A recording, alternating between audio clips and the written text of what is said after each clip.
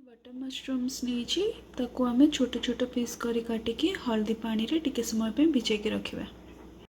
छतु भजा करने आम नहीं 10-12टा छतु को छोट छोट काट देचे, गोटे छोट पियाज, गोटे छोट टमाटर, आम नहीं हाफ कप फ्रोजेन मटर एंड 3-4टा रसुण को छोट छोट पीस रे काटी देची, गोटे कंचा लंका एंड आलू। यहाँ हूँ ऑप्शनल।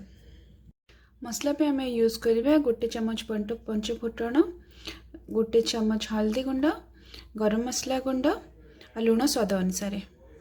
प्रथमे 2 चमच सोरिष तेल आम गरम करवा। तेल गरम ही आसिले आम से गोटे चमच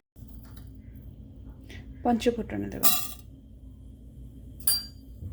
पंचफुटण तड़की आसला एबे आम से पियाज पकेଇବା। एबे आम एथिरे कटा होइथिबा आलू आउ फ्रोजेन मटर पकेଇବା एंड टिके हल्दी पकेदबा।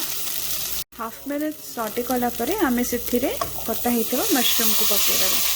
टिके समय सटे करिकी ताको आमे 2-3 मिनट पे घोड़ी देबा सिझिबा पे। देखंतु छतु सिझी आसिलानी। एबे आमे एथिरे कटा होइथिबा टमाटो पकेଇବା।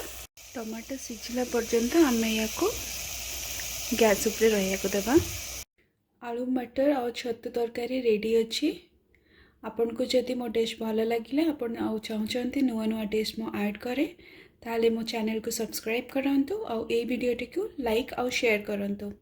धन्यवाद।